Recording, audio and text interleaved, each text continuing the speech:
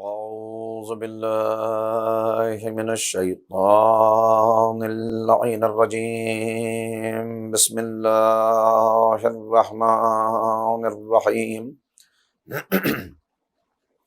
الحمد لله رب العالمين وبه نستعين وهو المعين، والصلاة والسلام على سید الانبیاء والمرسلین سیدنا و نبینا و شفیع ذنوبنا والطبیب قلوبنا بالقاسم محمد وآلہ الطیبین الطاہرین المعصومین المظلومین المنتخبین المنتجبین. اما بعد فقد قال اللہ تبارک و تعالی فی کتابہ المجید وفرقانہ الرشید وقولہ الحق. بسم اللہ الرحمن الرحیم. ام حسبتم ان تدخلوا الجنہ ولما یعلم اللہ الذین جاہدوا منکم ویعلم الصابرین. صدق اللہ العلی العظیم. معرکہ روح و بدن کے عنوان سے یہ فکر و بحث کا 5واں مرحلہ ہے. ہماری گفتگو سید الساجدین امام زین العابدین حضرت علی بن الحسین علیہ السلام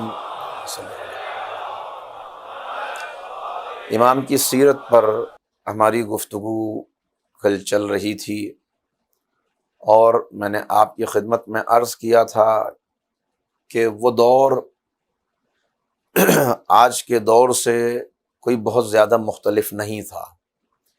جیسے آج معرکہ روح و بدن میں ہم قدم قدم پر شکست کھا رہے ہیں، اخلاق پست ہو چکے ہیں، اقدار پامال ہو چکی ہیں، رشتے کمزور پڑ گئے ہیں، خاندان کے جوڑ بند ڈھیلے ہو گئے ہیں، شوہر اور زوجہ کا رشتہ جسے قرآن کریم نے مودت اور رحمت قرار دیا ہے، آج اس کا بھی بقیہ گری کی ضرورت محسوس ہو رہی ہے، چونکہ وہ بھی بہت کمزور ہو گیا ہے.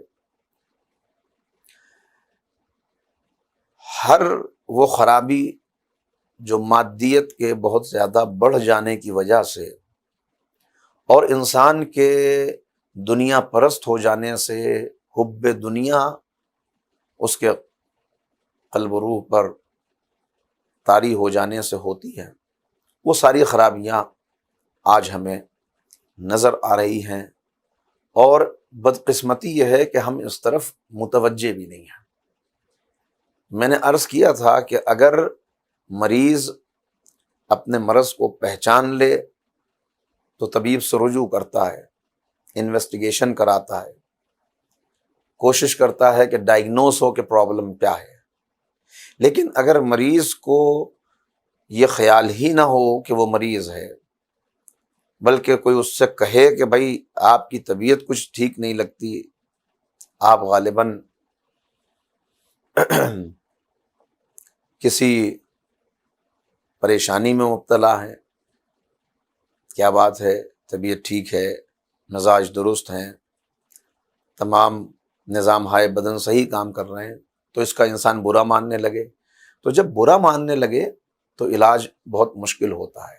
آج کا مسئلہ یہی ہے کہ انسان کو یہ بتایا جائے کہ بھائی قرآن کریم تمہیں خسارے میں بتا رہا ہے، ان الانسان لفی خسر، پکار کر قرآن کہہ رہا ہے تم خسارے میں ہو، گھاٹے میں ہو، پستی میں ہو، انحطاط میں ہو، بربادی کی طرف قدم بڑھا رہے ہو. اور انسان ماننے کے لیے تیار نہ ہو کہ ہم بربادی کی طرف کیوں قدم بڑھاتے. قوم سمود کی طرح کہ جو کہتی تھی کہ جب جناب صالح ان کو متوجہ کرتے تھے، یا قوم لوط کی طرح کہ جب حضرت لوط ان کو متوجہ کرتے تھے تو وہ یہی کہتے تھے کہ بھائی ہم کیوں خسارے میں ہوتے، ہم کیوں گھاٹے میں ہوتے، دیکھیے کتنے بڑے بڑے ہمارے قد و قامت ہیں، کتنی ہمارے اندر طاقت ہے، کس طرح پہاڑوں کو تراش کر ہم اپنے لیے عالی شان قسم کے مکانات بنا لیتے ہیں، ہم خسارے میں کیوں ہوں گے، بغیر وجہ کے ہم کو نہ ڈراؤ، اگر واقعاً عذاب لا سکتے ہو تو لے آؤ، تم کہتے ہو کہ قبروں سے پھر اٹھائے جائیں گے، بتاؤ ذرا پہلے والے ہم سے قبروں سے اٹھائے گئے۔ اور یہی اعتراضات، یہی باتیں تھیں جو پیغمبر اکرم سے کفار قریش اور انکار کرنے والے دوسرے لوگ کہتے تھے۔ اچھا آپ نبی ہیں، اگر آپ نبی ہیں تو آپ کے آگے پیچھے فرشتے کیوں نہیں ہیں؟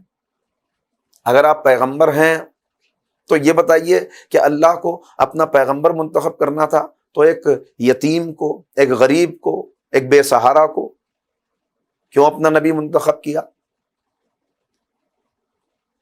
مختلف قسم کی باتیں جو اس وقت ہوتی تھیں، جو بہانے مختلف قسم کے ہوتے تھے، وہی مسائل آج بھی ہیں، وہی باتیں آج بھی ہمارے سامنے، یعنی کوئی نیا نہیں ہے۔ اقبال نے جو معرکہ روح و بدن بتایا تو وہ خود اس بات کو آگے چل کر کہہ رہے، نہ ستیزہ گاہ جہاں نئی، نہ حریف پنجہ فگن نئے، وہی سیرت اسد اللہ وہی مرحبی وہی انتری، کہ یہ معرکہ روح و بدن، یہ حق و باطل کی پنجہ آزمائی، یہ نور و ظلمت کا آپس میں ٹکرانا، یہ خیر و شر کا ایک دوسرے کے مقابل آ جانا، یہ کوئی نئی بات نہیں ہے، یہ ہر دور میں ہوتا رہا، یہ کوئی نیا معرکہ نہیں ہے۔ ہر دور میں معرکہ خیبر بپا ہوتا ہے، مرحبی اور انتری ہر دور میں ہوتے ہیں، مگر متوجہ کرتے ہوئے کہہ رہے ہیں کہ ستیزہ گاہ جہاں نئی نہیں ہے۔ سوال یہ ہے کہ مرحبی تو آج بھی موجود ہیں، انتری تو آج بھی موجود ہیں، باطل پرست تو آج بھی موجود ہیں، بہکانے والے تو آج بھی اپنے کام پر لگے ہوئے ہیں، یہ معرکہ کوئی نیا معرکہ نہیں ہے۔ لیکن اگر تم آج کے عصر حاضر کے خیبر میں شکست کھا رہے ہو تو مرحبی اور انتری تو اپنا کام کر رہے ہیں، تم تلاش کرو کہ سیرت اسد اللہ گم تو نہیں ہو گئی ہے۔ تیری خاک میں ہے اگر شرر تو خیال فقر و غنا نہ کر، کہ جہاں میں نان شعیر پر ہے مدار قوت حیدری۔ یہ شکوے کہ ہم کیا کریں، سب زمانہ ہمارا دشمن ہو گیا، لوگ ہمیں مٹا دینا چاہتے ہیں، وسائل ہمارے پاس نہیں ہیں، دوسروں کے قبضے میں وسائل ہیں، حالات ایسے، زمانہ، یہ شکوہ، یہ اپنے حال کا مرثیہ کب تک پڑھو گے؟ یہ مرثیہ پڑھنے کے بجائے غور کرو کہ جس چیز نے تمہیں اس پستی میں پہنچا دیا کہ اس معرکہ روح و بدن میں شکست کھا کر مسلسل اپنے روحانی اقدار کو، اپنے اخلاق کو، اپنی انسانی خوبیوں کو پامال کرتے ہوئے آگے بڑھتے چلے جا رہے ہو اور معدہ پرست، دنیا پرست، باطل پرست بنتے چلے جا رہے ہو، ایک ہی اس کا سبب معلوم ہوتا ہے کہ سیرت اسد اللہ کو تم نے گم کر دیا ہے۔ اور یہ شکوہ نہ کرو کہ وسائل نہیں ہیں، اس لیے کہ تم جس آقا کے ماننے والے ہو وہ تو جو کی روٹیاں کھانے کے بعد بھی خیبر کا در اکھاڑ دیتا ہے، تم کس بات کا شکوہ کر رہے ہو؟ تو جتنا انسان غور کرے گا اس بات پر، دیکھیے صدف جسم میں جو گوہر آبدار ہے اس کا نام روح ہے، اور اس گوہر آبدار کو بے آب نہ ہونے دینا، ختم نہ ہونے دینا، اس کے غلبے کی مسلسل کوشش کرنا، یہی وہ جہاد ہے کہ جس کے لیے کہا جا رہا ہے میدان جنگ کی بات بعد میں کرنا، پہلے اپنے نفس سے جہاد کر کے یہاں ثابت کرو، پھر اس کے بعد آگے بڑھنا۔ نعرے جہاد جہاد کے لگاتے ہو، خود تو دیکھو کہ جو جہاد اکبر ہے، جو اپنے نفس سے جہاد ہے، جو اپنی برائیوں سے جنگ ہے، جو اپنے معرکہ روح و بدن میں اپنے نفس کو، اپنے بدن کو، اپنے جسم کو، اپنی خواہشات کو، اپنے ہوا و ہوس کو زیر کرنے کا مرحلہ ہے، وہاں بھی تم نے کوئی کارنامہ انجام دیا ہے، اور اسی بات کو بار بار یاد دلانے، اسی پیغام کو بار بار دہرانے کے لیے انبیاء و مرسلین آتے رہے، ائمہ خدا ہم کو پیغام دیتے رہے، اور اس سلسلے میں ناقابل فراموش خدمات امام زین العابدین سید الساجدین اللہم صلی علی محمد و آل محمد امام نے انجام دی ہیں معاشرے کی بیداری کے لیے۔ کیونکہ اس وقت کا معاشرہ، میں نے آپ کی خدمت میں عرض کیا کہ جہاں حاکم یہ اعلان کرتا ہوا نظر آئے کہ کرامن کاتبین ہوتے ہوں گے اوروں کے لیے،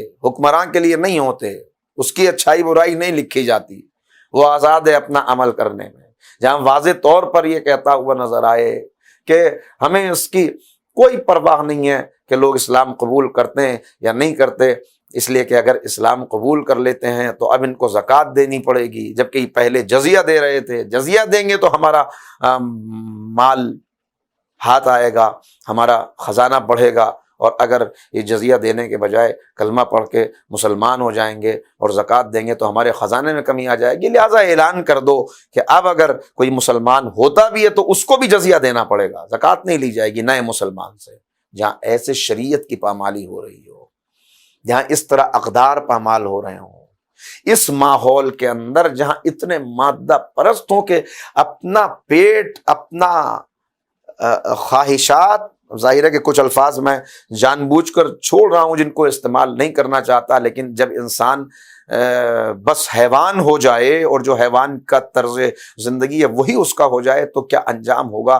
وہی عالم ہے کہ جہاں حکمراں کو کھانے سے فرصت نہیں ہے، ایک ایک وقت میں جو کئی کئی ہرن کھا جاتے ہوں، جن کو صرف کھانے سے مطلب ہو، جن کا عالم یہ ہو، میں نے عرض کر دیا آپ کے سامنے کہ جن کا عالم یہ ہو کہ کنیز کو بھیج دیتے ہوں نماز پڑھانے کے لیے اور لوگ پڑھ بھی لیتے ہوں، اتنی پستی میں، اتنے انحطاط میں معاشرہ آ گیا ہو، ایسے معاشرے کو بیدار کرنا ہمارے لاکھوں سلام سید الساجدین پر کہ جنہوں نے ایسے معاشرے کو پلٹایا، اور اس کے لیے جو امام نے طریقے اختیار کیے اس پر کل میں گفتگو کر رہا تھا۔ آخری مرحلے میں نے عرض کیا کہ معاشرے کی بیداری کے لیے پہلا کام، یعنی پہلا میں نے اپنے اعتبار سے ترتیب دی ہے کہ امام نے جو کیا وہ یہ کیا کہ غلاموں کو خرید کر ان کی تربیت کرتے تھے، انہیں تعلیم دیتے تھے، اور اس کے بعد جب وہ اپنے بن جاتے تھے، جب امام کو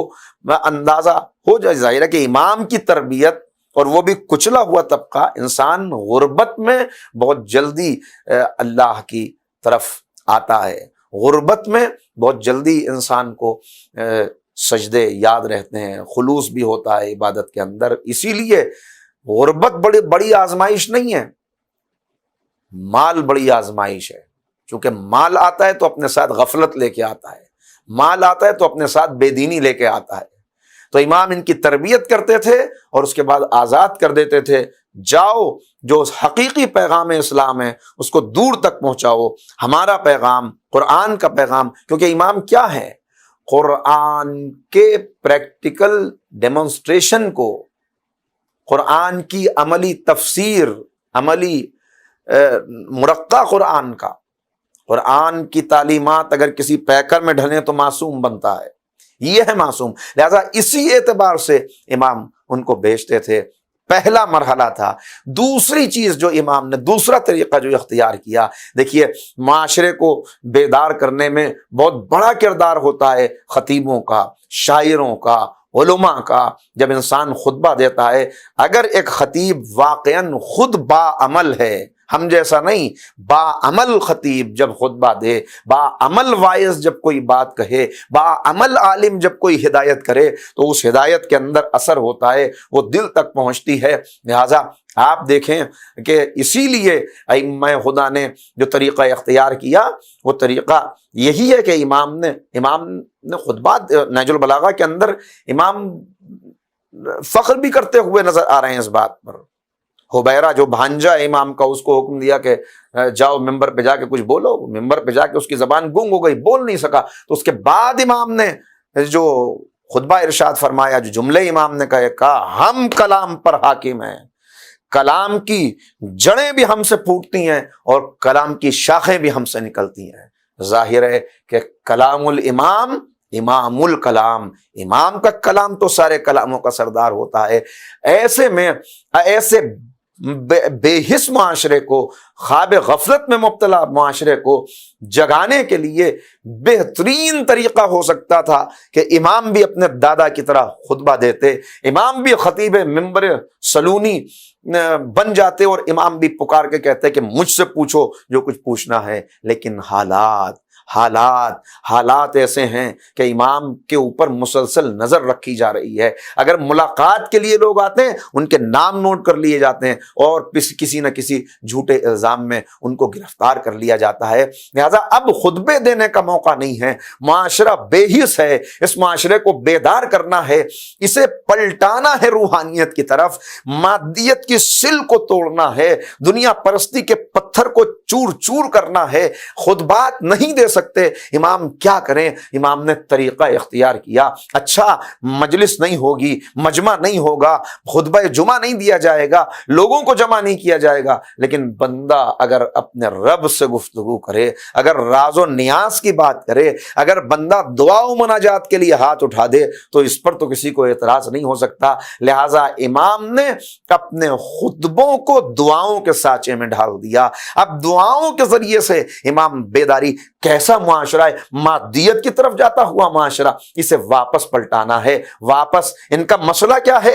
ان کا مسئلہ صرف اور صرف پیٹ رہ گیا ہے، یہ صرف رزق کے لیے ہیں، کہا آؤ وسط رزق کی دعائیں بتائیں۔ ان کا مسئلہ صرف جسم ہے، اس کا علاج چلاتے ہیں، آؤ تمہیں بیماری سے شفا کے لیے دعائیں بتائیں۔ جب بیماری سے شفا طلب کرنے کے لیے امام کی بتائی ہوئے دعا پڑھے گا، جب اپنے رزق کے مسئلے کو لے کر امام کی بتائی ہوئی دعا پڑھے گا تو پہلے حمد و ثناء پروردگار کرے گا، پہلے اللہ کی معرفت کی باتیں اس کے سامنے آئیں گی جب حمد پروردگار کرے گا۔ اور جب امام کے الفاظ کو، جو کلام الامام ہے، جب ان کو اپنی زبان پہ لائے گا تو دونوں مسئلے حل ہو جائیں گے، رزق میں وسعت بھی ہوگی اور بدن کے ساتھ ساتھ روح کو بھی رزق ملے گا۔ لہٰذا امام نے یہ طریقہ اختیار کیا، صحیفہ کاملہ سجادیہ، 51 دعائیں، ماں کے لیے دعا، باپ کے لیے دعا، صحت میں دعا، بیماری میں دعا، رزق کی تنگی میں دعا،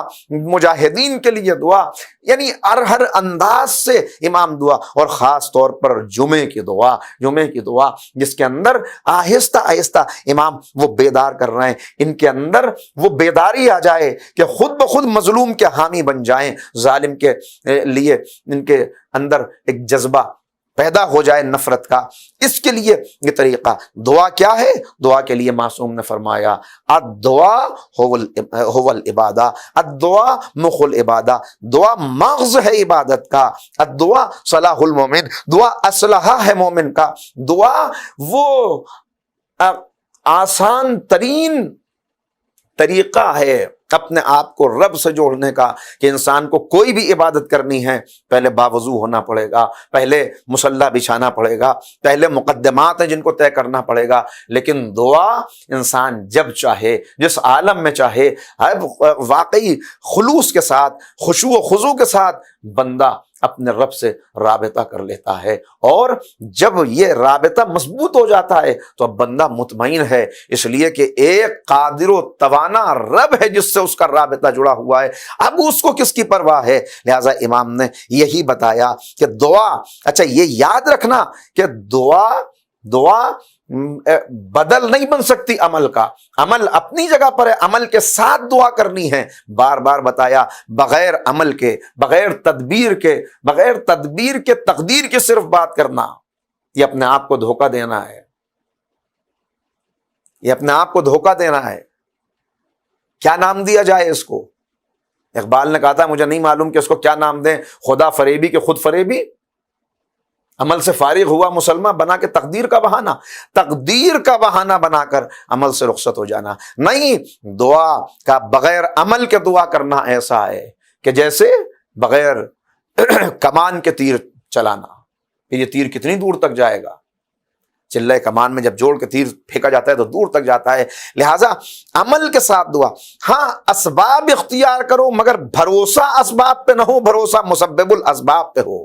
آپریشن ڈاکٹر کرے گا لیکن اس آپریشن کو لاکھ یہ ماہر ڈاکٹر ہے مگر اس کے آپریشن کے بعد بھی کامیابی دینے والا وہ ہے جو بغیر آپریشن کے بھی شفا دے سکتا تھا, لیکن چونکہ اس کا حکم ہے لہذا میں نے اس تدبیر کو اختیار کیا. اگر یہ بات انسان کے ذہن میں آ جائے, نہیں چھری کاٹ سکتی ہے لیکن اگر وہ چاہے تو چھری, یہی چھری جو گردن پر رکھ کے بھی چلائی جائے گی تو جناب اسماعیل ذبیح اللہ بن جائیں گے مگر دمبا ذبح ہو جائے گا. پانی ڈبوتا ہے لیکن اگر وہ چاہے گا تو اسی پانی کے اندر رستہ بن جائے گا. آگ جلاتی ہے لیکن اگر وہ چاہے گا تو ابراہیم کے لیے آگ گلزار بن جائے گی. تو انسان کا عقیدہ یہ ہو, انسان کا یقین کامل اس بات پر ہو کہ میں اسباب اختیار کر رہا ہوں مگر ان اسباب کا اختیار کرنا نہ خلاف توکل ہے نہ خلاف یقین ہے.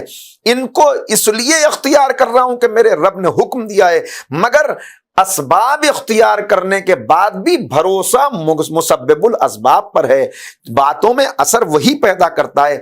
اسباب میں اختیار کروں گا, اثر وہ پیدا کرے گا. تالا میں لگاؤں گا, تالا اس لیے نہیں لگا رہا کہ یہ تالا حفاظت کرے گا, لیکن تالا میں لگا رہا ہوں, مجھے معلوم ہے اس تالے کو توڑا بھی جا سکتا ہے, کھولا بھی جا سکتا ہے, لیکن چونکہ اس نے حکم دیا کہ اسباب اختیار کرنے کے بعد دعا مانگو, لہذا تالا میں لگا رہا ہوں, حفاظت کرنے والا وہ ہے. جب اس منزل کے اوپر بندہ آ جائے اور یہاں آ کر اب وہ سرنڈر کرے, unquestioning surrender to the will of اللہ سبحانہ و تعالی, بغیر کسی شرط کے یہاں پہ جب آ جائے تو اب اسے وہ بلندی حاصل ہونا شروع ہوتی ہے. بیج میں لگاؤں گا, فصل وہ اگائے گا. گٹھلی میں بوؤں گا, درخت اس کی مرضی سے, اس کی عطا سے, اس کی مہربانی سے. اے معبود میں نے فصل, میں نے بیج لگا دی, اب تیرے حوالے ہے. میں نے اپنا کام کر دیا, اب تجھے اے معبود اپنا کام کرنا ہے.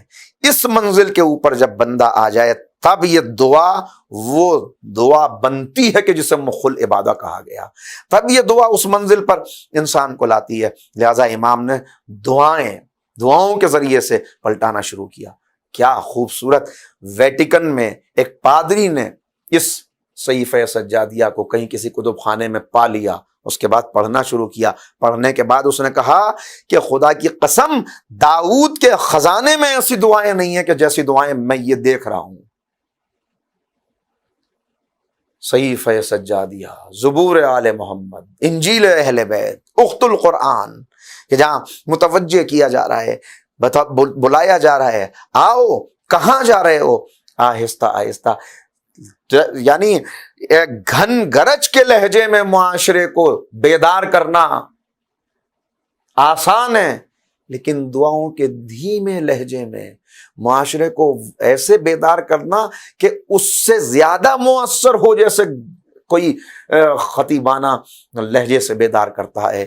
یہ سلام سید الساجدین پر کہ انہوں نے طریقہ اختیار کیا. کون روک سکتا ہے بندے کو؟ خانہ کعبہ کا پردہ پکڑے ہوئے ہیں, معبود معبود, گناہوں سے توبہ, گناہوں سے توبہ. یہ کون گناہوں سے توبہ کر رہا ہے؟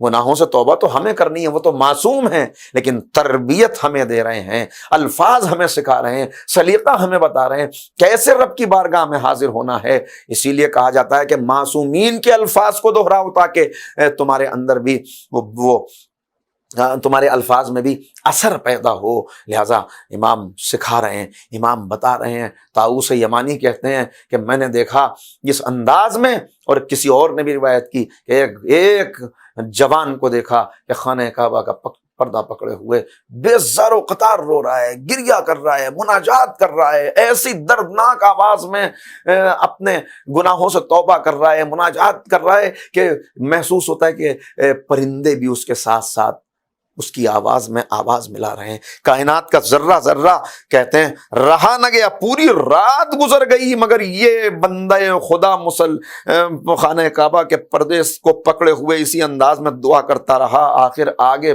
بڑھ کے کسی نے ہاتھ پکڑا، بازو پکڑ کے کہا بس کرو، رک جاؤ، کتنی دعائیں کرو گے، کتنے گناہ ہیں آخر تمہارے. اور اب جو چہرے پر سے چادر کو اٹھایا تو کیا دیکھا؟ سید الساجدین امام زین العابدین علیہ السلام تربیت دے رہے ہیں. طاؤوس یمانی کہتا ہے کہ ہاں، طاؤوس یمانی کے بیان جو ہے کہ میرا تو دم نکل گیا. میں اب جب امام کا یہ عالم، جب امام اس انداز سے دعا کر رہے ہیں، ہمارے پاس کیا ہے؟ زاد سفر کوئی نہیں ہے. تربیت کی اس انداز میں ابو حمزہ ثمالی، بس زیادہ ٹھہرنا نہیں یہاں پر، لیکن متوجہ آپ کو کرنا ہے کہ کیا آج کے اس دور میں جب ہم بھول چکے، دیکھیے شیطان کہہ کے چلا ہے کہ 4 طرف سے حملہ کروں گا، اور معبود نے بھی پکار کے کہا کہ کر 4 طرف سے حملہ بہکا، مگر میرا جو خالص بندہ ہوگا وہ سجدے میں چلا جائے گا تب میں اس کی عبادت کو قبول کر لوں گا، دعا کے لیے ہاتھ اٹھا دے گا تب اس کو نجات دے دوں گا. سجدہ اور دعا یہ 2 چیزیں ہیں جو انسان کو اس معرکہ روح و بدن میں کامیاب کر سکتی ہیں، اس منزل تک پہنچا سکتی ہیں، اور وہی امام سکھا رہے ہیں. ابو حمزہ ثابت ابن دینار ان کا نام ہے، وہ شخصیت کہ جن کے لیے امام رضا علیہ السلام کا بیان، ایک صلوات پڑھ لیں مل کے محمد و آل محمد. امام رضا کا بیان ہے کہ امام کہتے ہیں کہ کون ہے ابو حمزہ، کون ہے ثابت ابن دینار؟ اپنے دور کا سلمان فارسی، امام صادق نے سلام کہلایا، اس منزل کا صحابی امام کا، اس منزل کا صحابی امام کا کہ جس کی بیٹی کا ہاتھ ٹوٹ گیا، ہاتھ ٹوٹا لے کے طبیب کے پاس آیا، جراح کے پاس آئے، بیٹی کو بہت درد ہے، جراح نے دیکھا کہا تکلیف ہوگی، بیٹی پہلے ہی سے تکلیف میں ہے، اب مزید تکلیف ہوگی اس ہڈی کو جوڑنے کے لیے. ایک مرتبہ دل ہی دل میں امام زین العابدین کا واسطہ دے کر اللہ کی بارگاہ میں دعا کر رہے ہیں، اے معبود میری بیٹی بڑی تکلیف میں. یہ تکلیف، جراح باہر آیا، دیکھتا ہے ایک مرتبہ، ارے یہی ہاتھ تھا، نہیں شاید دوسرا ہاتھ تھا، نہیں یہی ہاتھ، ابھی تو ہڈی ٹوٹی ہوئی تھی، ابھی کچھ دیر پہلے تو میں دیکھ کے گیا ہوں انتظام کرنے کے لیے، یہ کیا ہوا؟ دیکھیے یہ ہے، دنیا نہیں جانتی کہ یہ کس کا در ہے. جب غلاموں کی شان یہ ہے تو آقاؤں کا مرتبہ کیا ہوگا. ایک صلوات پڑھ لیں مل کے محمد و آل محمد.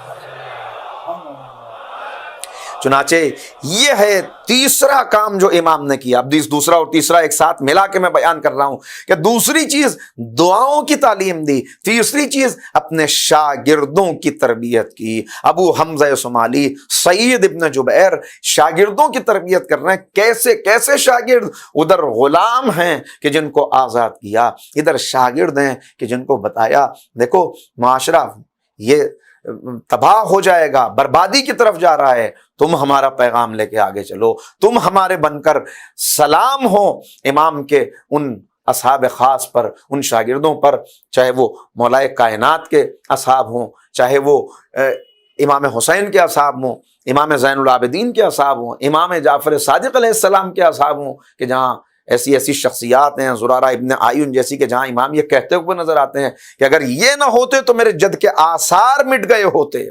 ایسے ایسے اصحاب، ان ابو حمزہ کو جنہیں امام سلام کہلا رہے ہیں، ان کو امام نے دعا تعلیم کی.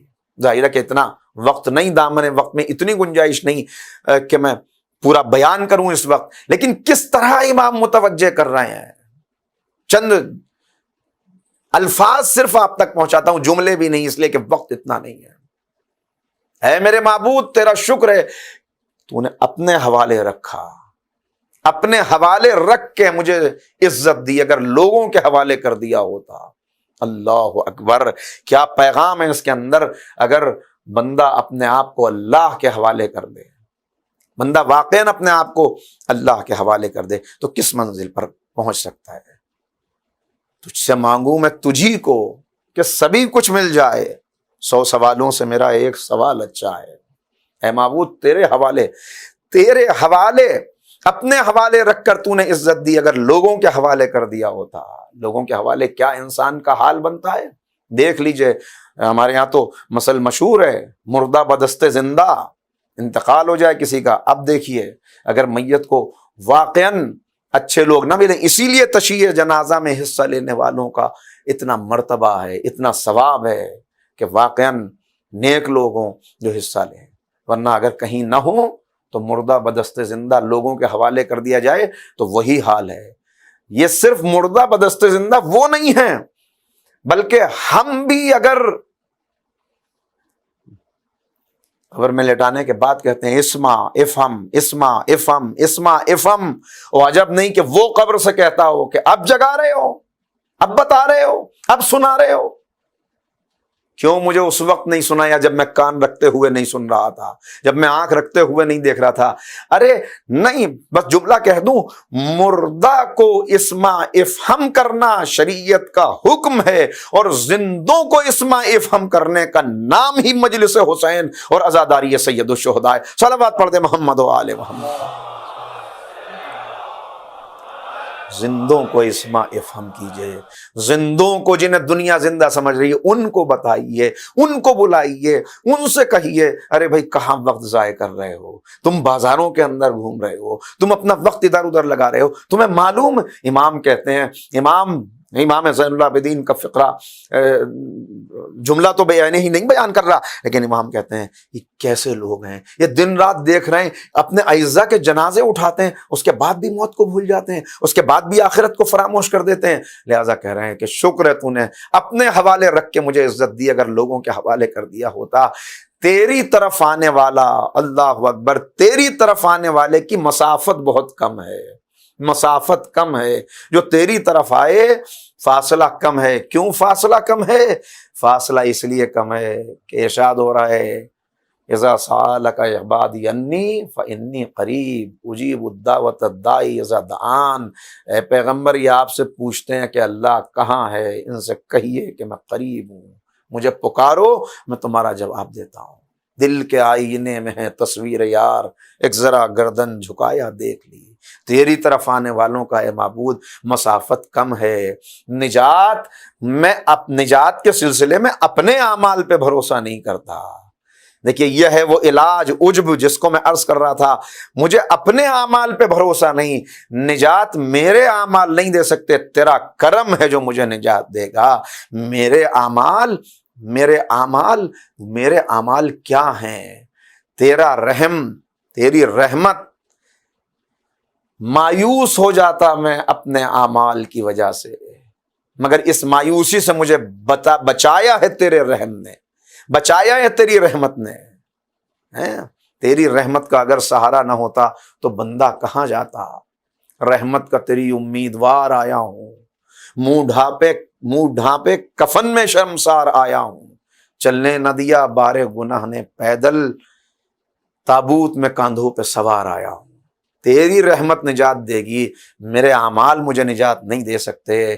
الہی اب کی بضیق لہدی، الہی اب کی لظلمت قبری۔ یہ کون کہہ رہا ہے؟ اے معبود میں رو رہا ہوں، میں رو رہا ہوں، میں رو رہا ہوں، تنگی قبر پہ رو رہا ہوں، تنگی لحد پہ رو رہا ہوں، تاریکی قبر پہ رو رہا ہوں، میں رو رہا ہوں منکر نکیر کے سوال پر، میں رو رہا ہوں قبر سے برہنہ اٹھائے جانے پر۔ یہ ہے دعائے ابو حمزہ اسماعیلی۔ میں رو رہا ہوں گناہوں کا بوجھ لے کر اٹھنے پر، میں رو رہا ہوں کہ اس وقت کون میرا سہارا بنے گا؟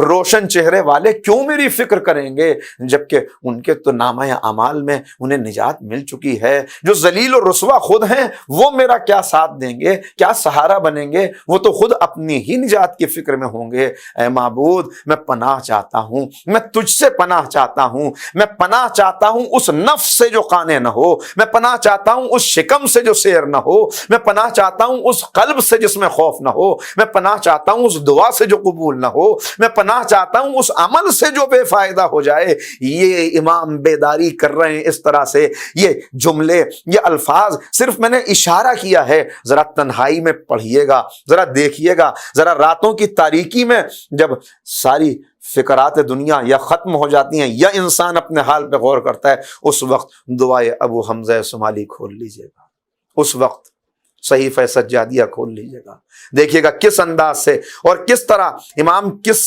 طرح تربیت کر رہے ہیں۔ اللہ اکبر، کیسے حالات اور کیسا موقع جس میں امام نے تربیت کی ہے۔ ہاں، ہمارے پاس خزانہ کون بتائے گا، دنیا کو کون بتائے گا کہ ہمارے پاس کیا کیا نعمتیں ہیں، کیا کیا خزانے ہیں۔ اس انداز سے امام نے تربیت کی۔ اب سنیے، بس میں جلدی جلدی باتوں کو عرض کر رہا ہوں، ذرا مل کے ایک مرتبہ صلوات پڑھ لیں محمد، اللہم صلی علی محمد وآل محمد۔ تیسرا طریقہ جو امام نے اختیار کیا، دیکھ رہے ہیں کہ حقوق کی پامالی ہو رہی ہے، حق پامال کیے جا رہے ہیں، اور کوئی نہیں ہے کہ جو ایک دوسرے کے حقوق کا تحفظ کرے، اپنے فرض کو سمجھے انسان۔ لہٰذا امام نے ان کو حقوق کو بتانے کے لیے کہ دیکھو ایک دوسرے کے حقوق اگر پامال ہو گئے تم برباد ہو جاؤ گے، تباہی کا سبب بن جائے گی حقوق کی پامالی، اس لیے کہ اللہ ہو سکتا ہے کہ اپنے حق میں غفلت کو معاف کر دے، اس لیے کہ ارحم الراحمین ہے، لیکن جب بندے کا مسئلہ ہو، جب تک بندہ معاف نہ کرے اللہ بھی معاف نہیں کرتا۔ مجھے حیرت ہوتی ہے، تعجب ہوتا ہے ان لوگوں پر کہ جو اپنے کندھے پر حقوق کا بوجھ لیے ہوئے ہیں مگر لوگوں کے، بندوں کے حقوق کو ادا نہیں کرتے۔ حج کے لیے جا رہے ہیں، زیارت کے لیے جا رہے ہیں، ارے بھائی یہ حج اور زیارت اگر واجب ہے، آج اگر مستطیع ہیں ٹھیک ہے، لیکن ایک حج کے بعد آپ نے دیکھا اب عمرے پر عمرہ کر رہے ہیں، بہت اچھا عمل ہے، لیکن کیا حقوق ادا کر دیے؟ حقوق ادا کر دیے؟ حقوق گردن پر ہیں، حقوق کا بوجھ ہے۔ کیا کیسی کیسی روایتیں ہیں، بیان کر چکا ہوں شاید اس سے پہلے، اس لیے دوہرا نہیں رہا اس وقت کہ کس کس انداز سے ائمہ نے ہمیں بتایا کہ بندوں کے حقوق ادا کر کے آنا، جب تک بندہ معاف نہ کر دے۔ عرض کیا تھا شاید ابھی 2-3 دن پہلے کی تقریر میں کہ پیغمبر نے پوچھا مسکین کون ہے؟ مسکین وہ نہیں جس کے پاس مال نہ ہو، مسکین وہ ہے جو اعمال لے کر جائے مگر اس کے اعمال اس سے لے کر اس کو دے دیے جائیں جو اپنے حق کا مطالبہ کر رہا ہو، جس کا دنیا میں اس نے حق نہیں ادا کیا۔ لہٰذا امام بتا رہے ہیں حقوق کو پہچانو، بھائی کا حق، بہن کا حق، اولاد کا حق، والدین کا حق، استاد کا حق، اور اس کے آگے بڑھ کے تمہاری روح کا حق، تمہارے خدا کا حق، تمہارے ہاتھوں کا حق، تمہاری آنکھوں کا حق، تمہارے اسٹومک، تمہارے معدے کا حق، تمہارے پرائیویٹ پارٹس کا حق، تمہارے پڑوسی کا حق۔ UN کا ڈکلیریشن سامنے رکھ لیجئے، ہیں کہیں تصور میں کسی کے حاشیہ خیال میں بھی آ سکتے ہیں اس طرح کے حقوق؟ چند ساعتوں کے لیے تمہارے ساتھ بیٹھ گیا اس کا حق، حقوق امام بتا رہے ہیں۔ یہ غالباً چوتھا میں نے اہم کام عرض کیا جو امام نے معاشرے کی بیداری کے لیے کیا۔ کس کس انداز سے، کس کس طرح، زبانی طور پر ان باتوں کو بیان کر دینا آسان ہے، لیکن ایک مومن کی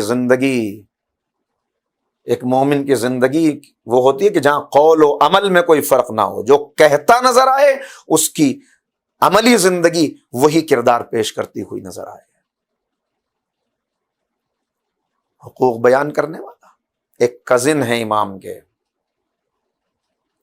جو ایبیوز کرتے ہیں، جو زندگی میں بہت ستاتے ہیں، جملے گستاخی کے انہوں نے کہے۔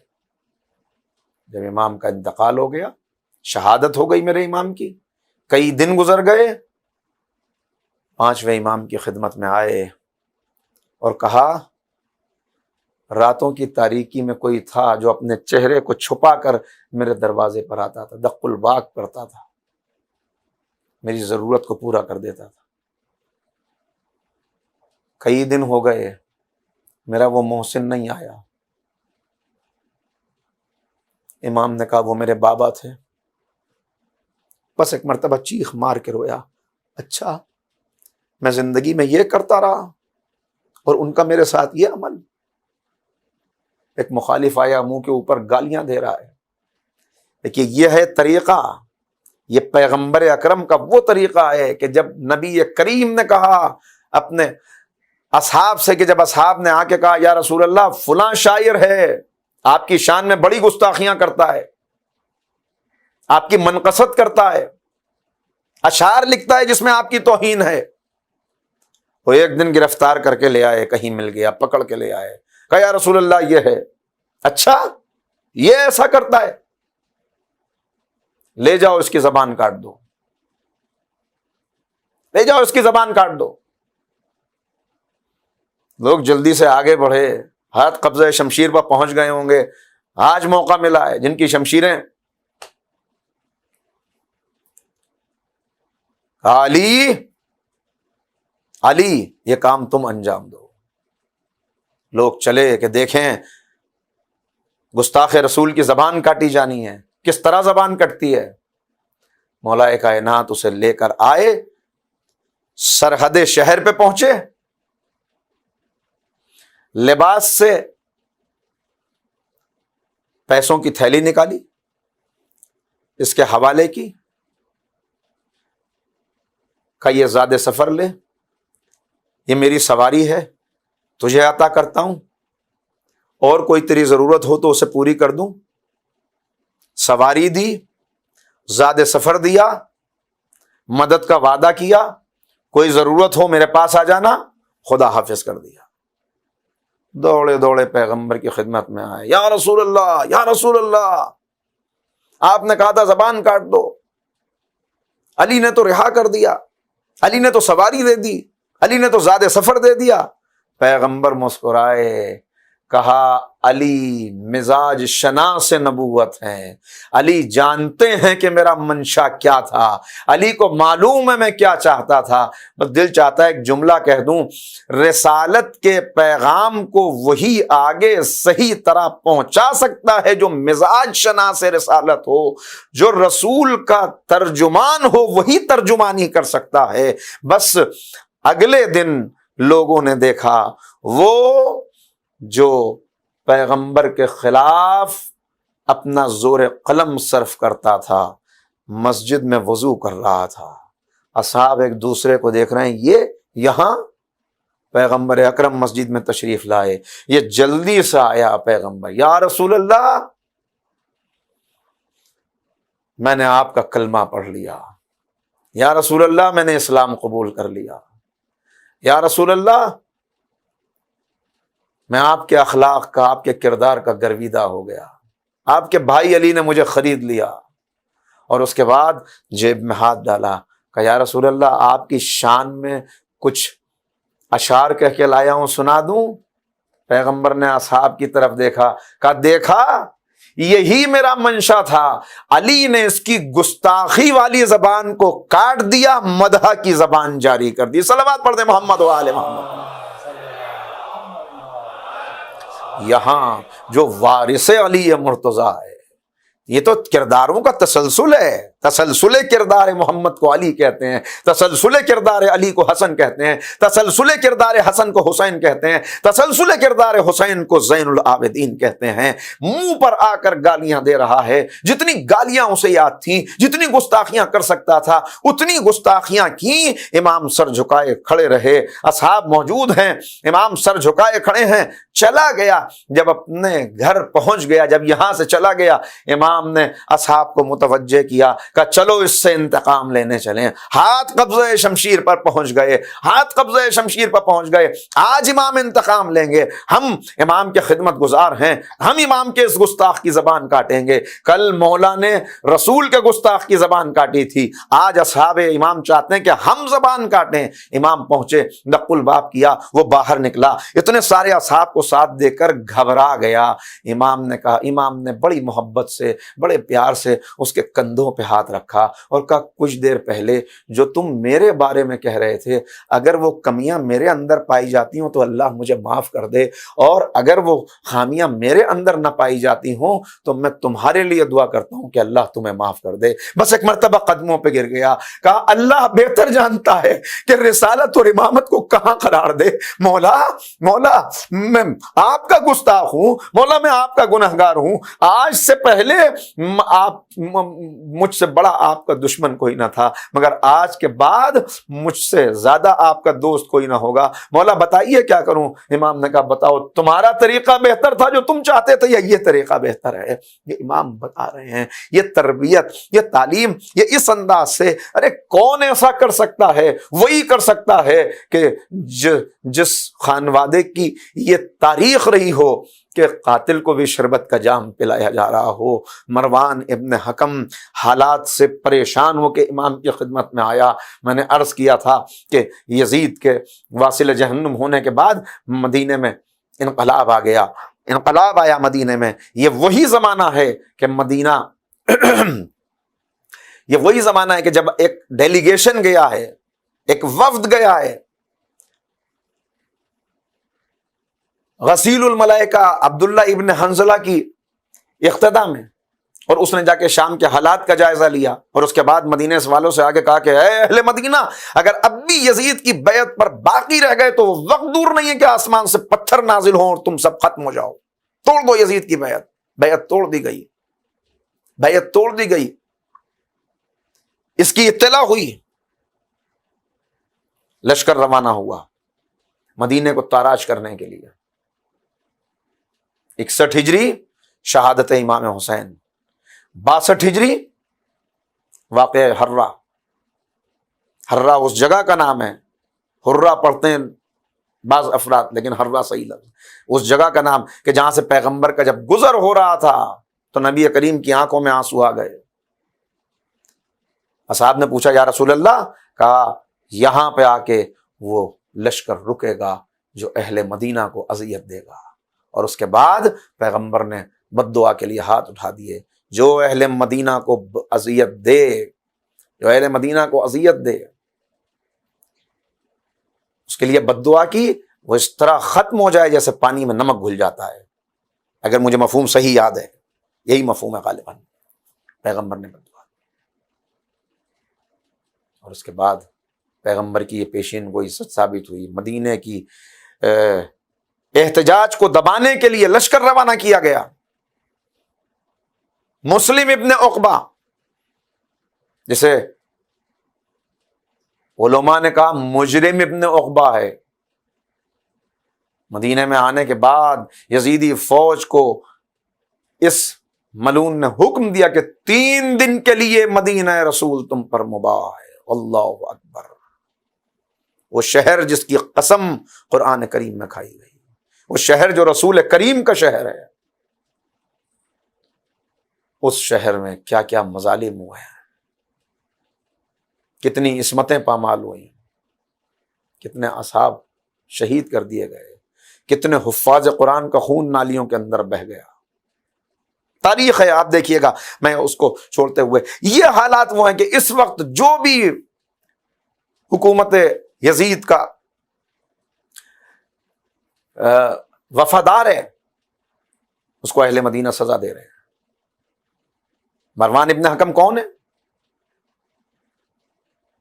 ان کی زوجہ مسلمانوں کے تیسرے خلیفہ کی بیٹی ہیں۔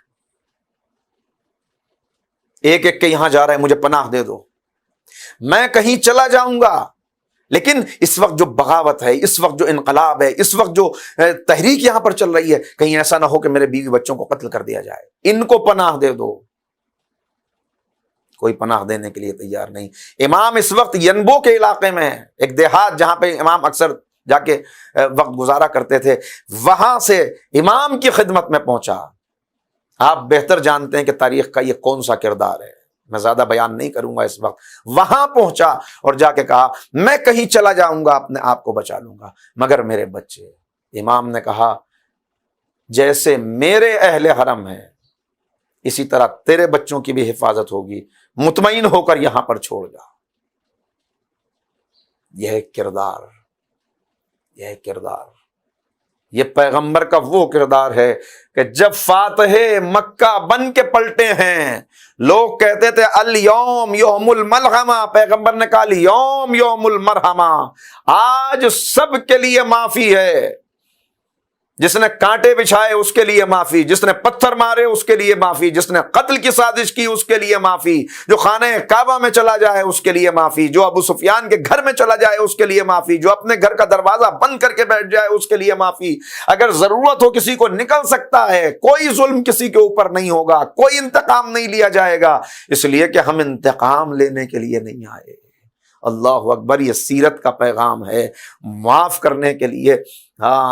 ہاں جیسے اللہ اپنے بندے سے کہتا ہے کہ ہاں میری بارگاہ میں پلٹ کے تو آ، تو توبہ کر تو صحیح، میں تیرے گناہوں کو معاف کرنے کے لیے موجود ہوں۔ وہی انداز، وہی شان، معاف کر رہے ہیں۔ اور اس کے بعد وقت وہ بھی آیا، مسلم یزید واصل جہنم ہوا، مسلم ابن عقبہ بیمار ہو کر انتقال کر گیا، اور اب قیادت آ گئی حسین ابن نمیر کے ہاتھ میں۔ حسین ابن نمیر کربلا کا مجرم، اس کے ہاتھ میں اب قیادت ہے۔ ذرا دیکھیں تو صحیح، امام حسین نے رزمگاہ کو درسگاہ بنا دیا تھا، سید سجاد نے درسگاہ کو رزمگاہ بنا دیا۔ کیا تربیت ہے، کیا پیغامات ہیں، کیا سیرت ہے، کیا اخلاق ہے، کہاں سے کوئی الفاظ لائے جو بیان کر سکے۔ غور کرنے کی ضرورت ہے۔ ہم میں سے ہر ایک کہتا ہے، میں اپنے سینے پہ ہاتھ رکھ کے بڑے فخر سے کہتا ہوں، زین العابدین ہمارے ہیں، سید الساجدین ہمارے ہیں، علی مرتضی ہمارے ہیں۔ میں ہاتھوں کو جوڑ کر معذرت کے ساتھ سب کی خدمت میں یہ بات عرض کر رہا ہوں، ہر ایک اپنے دل پر ہاتھ رکھ کے، یہاں نہیں تو مجلس کے بعد، دن میں نہیں تو رات میں، بازار میں نہیں تو بستر پہ تنہائی میں لیٹ کر یہ سوچے، سید سجاد ہمارے ہیں مگر کیا ہم بھی سید سجاد کے ہیں؟ زین العابدین ہمارے ہیں مگر کیا ہم بھی زین العابدین کے ہیں؟ کیا ہم بھی امام کے ہیں؟ امام ہمارے، ہم بھی امام کے۔ ہمیں امام کو منوانا نہیں ہے، ہم کون ہیں امام کو منوانے والے؟ ارے اگر وہ منوانا چاہتے ان خود کو تو کون تھا جو نہ مانتا؟ مگر کس انداز میں انہوں نے اپنے جد کی تعلیمات کو پیش کیا ہے۔ ہم ان کے ہیں تو کیا ان تعلیمات کو، اس ورثے کو آگے بڑھانا ہماری ذمہ داری نہیں ہے؟ رسول اللہ ہمارے مگر کیا ہم رسول کے؟ علی مرتضی ہمارے مگر کیا ہم علی مرتضی کے؟ امام حسن ہمارے مگر کیا ہم بھی امام حسن کے ہیں؟ مجھے معاف کیجیے گا، میں نے بڑی جسارت کی، لیکن یہ کیوں لوگ کہتے تھے کہ آپ کیوں رسول بن کے آ گئے؟ آپ کو کس نے؟ رسول تو کسی فرشتے کو بننا چاہیے تھا۔ یہ کیوں کہتے تھے کہ فرشتے کو رسول ہونا چاہیے تھا؟ کیونکہ انسان کو ہادی دور دور اچھا لگتا ہے۔ انسان کو ہادی، یہ بالکل میں جو بات اس وقت عرض کر رہا ہوں بڑی معذرت کے ساتھ، مگر یہ نفسیات ہے انسان کی۔ ہادی انسان کو دور سے اچھا لگتا ہے، ہادی انسان کو خاموش اچھا لگتا ہے۔ قرآن خاموش ہادی ہے، اسے قبول کر لیں گے، اس لیے کہ یہ روکے ٹوکے گا تو اس کی روک ٹوک کو ہم کہاں سننے والے ہیں۔ مگر ایسا ہادی جو قدم قدم پہ ہمیں بتائے، نہیں یہ راستہ نہیں، یہ راستہ ہے، نہیں ادھر نہیں ادھر چلو، ایسا ہادی انسان کو پسند نہیں آتا۔ اس لیے ہر دور میں یہ چاہتے تھے فرشتہ ہادی بن کے آئے تاکہ وہ وہاں رہے، ہم یہاں رہیں۔ ہم 1400 سال کے فاصلے پر ہیں۔ 250 سال کا زمانہ اگر نکال بھی دیں تب بھی ہم 1000 برس کے فاصلے پر تو ہیں۔ اتنے فاصلے پہ ہیں اس لیے بڑے بڑے دعوے کر رہے ہیں، مولا میرے، مولا میرے، مولا میرے، یہ دعوے۔ لیکن مجھے معاف کیجیے گا، کیا اس دور میں مولا کے چاہنے والے نہیں تھے؟ جب ہادی سامنے ہوتا ہے، جب رہبر سامنے ہوتا ہے تو قوم سے رہبر برداشت نہیں ہوتا، قوم سے امام برداشت نہیں ہوتا، قوم سے ہادی برداشت نہیں ہوتا۔ اسی لیے تو امام مرثیہ پڑھ رہے تھے۔ تمہاری حالت عجیب ہے، تم اس بوسیدہ لباس، نہج البلاغہ اٹھائیے، تم اس بوسیدہ لباس جیسے ہو جسے ایک طرف سے سیا جائے تو دوسری طرف سے ادھڑ جاتا ہے۔ میں نے اللہ سے دعا کی ہے مجھے تم سے بہتر قوم دے دے اور تمہیں کسی ظالم کے سپرد کر دے۔ ہمیں حسن کہہ رہے تھے تم نے اپنے امام کو تنہا چھوڑا ہے، اب فتنوں کی بارش ہوگی، اب تم دعا کرو گے تمہاری دعا میں اثر نہیں ہوگا، اب تم مانگو گے ملے گا نہیں۔ غور کرنا ہے میں کیا عرض کر رہا ہوں۔ معذرت چاہتا ہوں اگر میرا لہجہ تلخ ہو گیا ہو، اگر میرے جملے کسی کو ناگوار گزرے ہوں، اپنا چھوٹا سا بھائی سمجھ کے معاف کر دیجیے گا، لیکن غور ضرور کیجیے گا اس بات پر جو میں نے آپ کے سامنے عرض کی۔ ہم بھی امام کے ہیں، چلیے ہم بھی امام کے بنے ہیں، آئیے پلٹتے ہیں، واپس آتے ہیں۔ کیا سیرت ہے امام کی، کیا تعلیمات ہیں امام کی، دعا کریں رب کی بارگاہ میں، دعا کریں پالنے والے ہمیں ایک قطرہ اس خلوص کا عطا کر دے، ایک قطرہ ویسا عطا کر دے جیسا سید سجاد کی، سید الساجدین کی سیرت، ان کی دعائیں، ہمیں اس دعا کا، اس عبادت کا بار الہ عشر عشیر عطا کر دے۔ وہاں تک تو ہم نہیں پہنچ سکتے لیکن کم سے کم ان کی راہ پہ تو چلیں۔ اگر انسان صحیح سمت میں چلے، اگر ڈائریکشن، پچھلی بار بھی یہ جملہ کہا تھا، ڈائریکشن آف جرنی صحیح ہو تو قدم آہستہ آہستہ بھی بڑھائے گا تو فاصلہ کم ہوگا، لیکن اگر ڈائریکشن ہی غلط ہو جائے تو تیز بھی بڑھے گا، فاصلہ بڑھتا چلا جائے گا۔ ہمیں اس سمت میں چلا معبود، ہمیں اس نقش قدم پہ قدم جمانے کی توفیق عنایت فرما۔ بس عزادارو وقت نہیں رہا، باتیں اور بہت ہیں عرض کرنے کے لیے، انشاءاللہ گفتگو جاری رہے گی، لیکن اب یہی حسین ابن نمیر ہے، اب اس کے ہاتھ میں آ گیا، ادھر اطلاع آ گئی کہ یزید ختم ہو گیا، یزید ختم ہو گیا، فوجیں منتشر ہو گئیں، اب حسین ابن نمیر تنہا ہے، مدینے والوں کا سامنا نہیں کر سکتا، کوئی اور اس وقت رفیق نہیں، زاد سفر ختم ہو گیا، پانی ختم ہو گیا، غلہ ختم ہو گیا، آب و غذا کی تلاش میں صحرا میں ادھر سے ادھر بھٹک رہا ہے، پیاس کی شدت ہے کہ اتنے میں دیکھا کہ کوئی خیمہ ہے جو سامنے لگا ہوا ہے، اس امید میں کہ شاید کچھ مل جائے اپنے آپ کو ادھر بڑھانا شروع کیا، پہنچا، جان بلب ہے، جان لبوں تک آ گئی ہے، پیاس کی شدت ہے کہ اتنے میں دیکھا اس خیمے سے کوئی بزرگ شخصیت برآمد ہوئی، پیاسا ہے، اپنے ہاتھ سے پانی پلایا،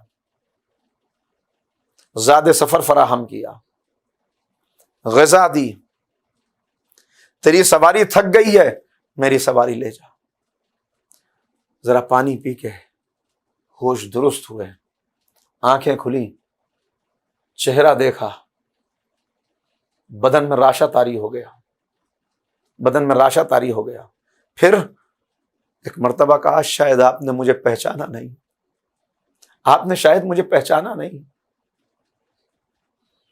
یہ ایک جملہ تھا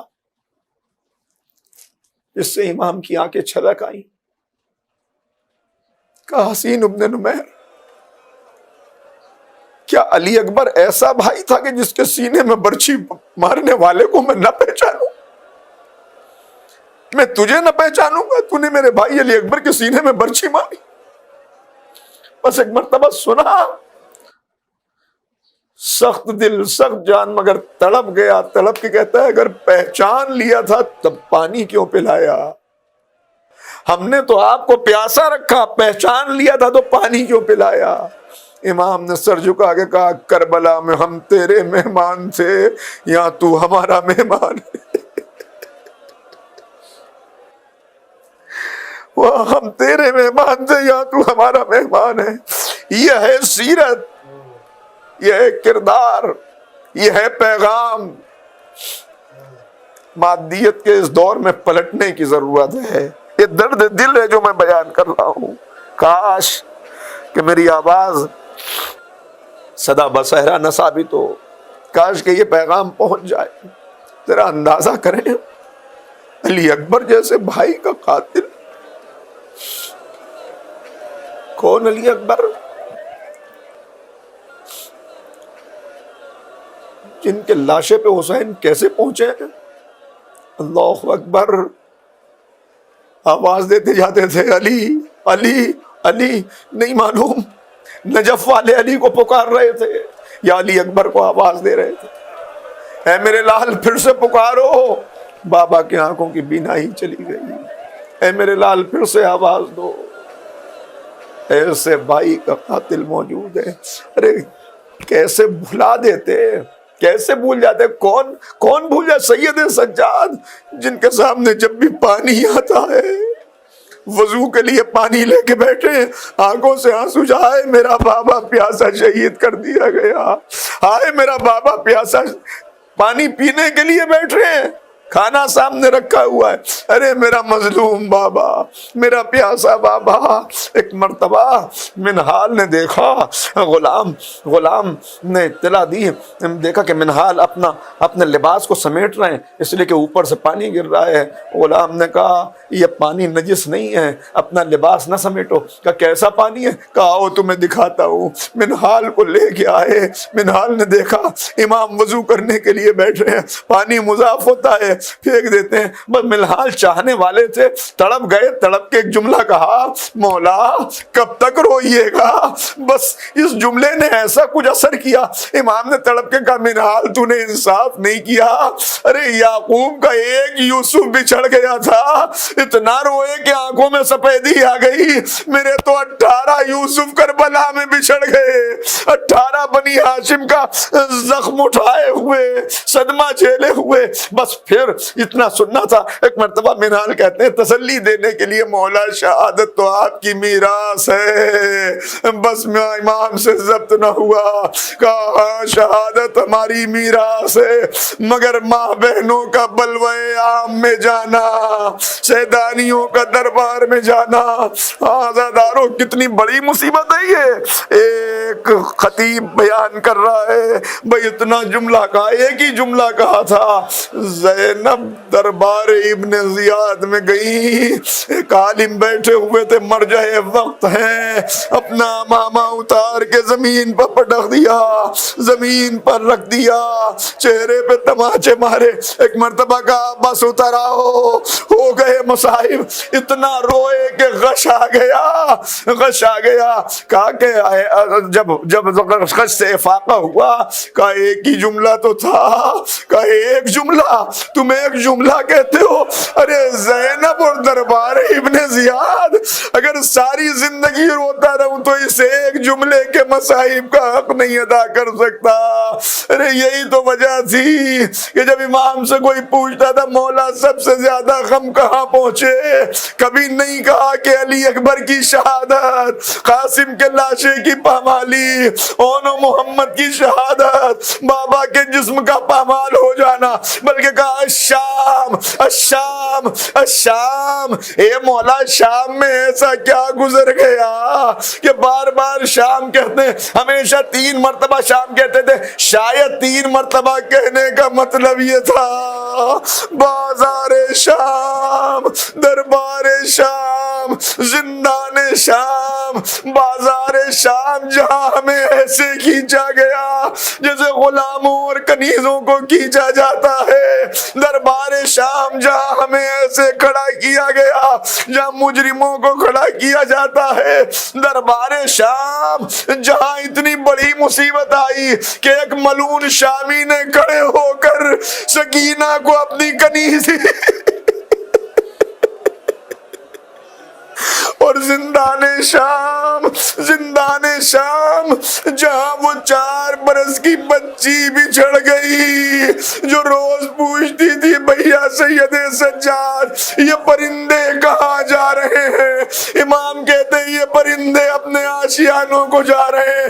اے بھیا کیا قیدی بھی کبھی چھٹ کے اپنے وطن جاتے ہیں؟ سکینہ کیا کرو گی وطن جا کر؟